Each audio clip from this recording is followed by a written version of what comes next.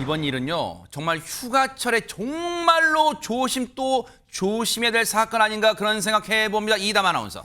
네, 진짜 휴가철이 되면은 고속도로 이용하시는 분들 많잖아요. 네네. 정말 조심하셔야겠습니다. 이게 그제인 23일 강원도 양양 고속도로에서 벌어졌던 일입니다. 터널 안에서 벌어진 일인데요. 정말 그야말로 갑자기 일어난 사고였습니다. 영상 함께 보시죠. 네네. 네, 고속도로 터널 앞 도로를 달리던 승용차가 갑자기 터널 벽과 부딪힙니다. 아이고. 벽과 부딪힌 승용차는 몇 차례 구른 뒤에야 어머나. 멈춰설 수 있었는데요. 아이고. 이렇게 사고가 난 승용차를 발견한 다른 차량들은 비상등을 켜고 사고 현장을 피해갑니다. 네. 그런데 이때 한 차량이 사고 현장을 전혀 보지 못한 건지 아이고. 사고 난 승용차를 그대로 들이받고 맙니다. 어머나 세상에. 최진영 변호사님, 영상만 봐도 너무 충격적인데 일단 사고 나신 분들은 지금 괜찮을까요? 안전 문제 어떻습니까? 정말 안타까운데요. 사실 몇 년 전에 제가 거의 똑같은 사건을 실제로 해본 경험이 있는데 보통 이렇게 단독 사고가 나서 차가 전복되면 바로 나오지를 못합니다. 그런데 보통 앞에 가는 사람들은 웬만큼 다 피해가는데 전방 주시 의무 위반, 속도 위반할 경우에는 저렇게 2차 충돌이 있는 케이스가 있고 결국 나오지 못한 상태에서 2차 충돌로 안에 있는 분들이 많이 다치는 케이스가 종종 있는데요. 세상에. 이번 같은 경우에도 앞에 단독 사고로 해서 저렇게 차가 전복돼 있는 상황 속에서 20대 남녀가 있었었는데 안타깝게도 20대 남성은 병원으로 우송됐습니다만 사망하셨고 세상에. 옆에 타고 있던 여성 같은 경우에는 상당히 많이 다쳤다라고 하는데요.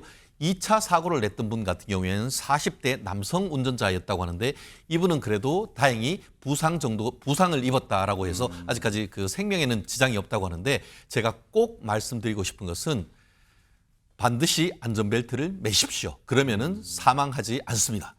지금 사고가 사고로 이어졌어요. 결국 그래서 사망 사고까지 났는데 지금 어쩌다 이런 일이 일어날 수 있나 또 시청자분들 그런 생각하실 것 같아요 지금. 그렇죠. 이제 사실은 지금도 경찰이 조사하고 있어서 정확한 사고 원인은 밝혀지지 않고 있어요. 네. 말씀 이제 하신 것처럼 터널 벽면을 1차 추돌하고 전도된 차량, 그 차량이 멈춰서 있는데 뒤에 오던 차량이 그걸 발견해서 2차 사고가 난 거잖아요. 그래서 2차 사고를 낸 부분에 대해서 지금 조사를 하고 있습니다. 네. 자세한 경위를 조사하고 있는데 아직까지는 결과가 나오지 않고 있는 상황이고요.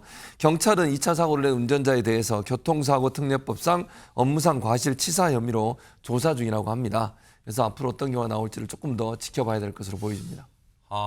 이제 시청자분들은 이제 사고라는 게 예고 없이 찾아오기도 하고 예견할 수도 없잖아요. 근데 어떻게 저 상황에서 터널 안이 어두운 것도 아닌데 앞에 차량이 뒤집어져 있는 거, 전도된 걸 못 볼 수가 있지 하실 것 같은데 일단 뭐 이 부분은 손정희 변호사님 경찰의 추가적인 정밀 조사가 좀 필요해 보일 것 같아요. 그렇습니다. 전방 주시라든가 가속했는지 여부도 확인해야 될 것 같고 혹시 운전 중에 다른 작업을 했는지 여부도 블랙박스 등으로 확인해야 되지 않을까 생각하는데요. 세상에 처참합니다 진짜. 아이고. 네, 이렇게 1차 사고가 나고 2차 사고가 굉장히 강도 높게 나는 비율이 높습니다. 실제 통계를 보시면요. 최근 5년간 고속도로에서 2차 사고로 사망한 사망자가 무려 140여 명이라고 합니다.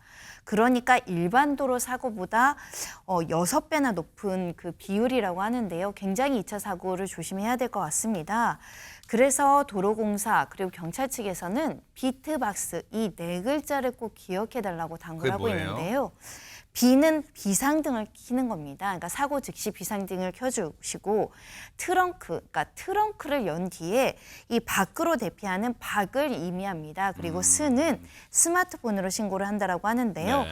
이렇게 비상등 켜고 트렁크를 열고 즉시 밖으로 대피해서 스마트폰으로 신고하도록 하시고 2차 사고 방지를 위해서 주변을 잘 살펴보셔야 될 것 같습니다. 그러니까요. 참 너무너무 안타까운 사고로 진짜 한 사람의 목숨까지 지금 앗아가는 사고가 났는데요.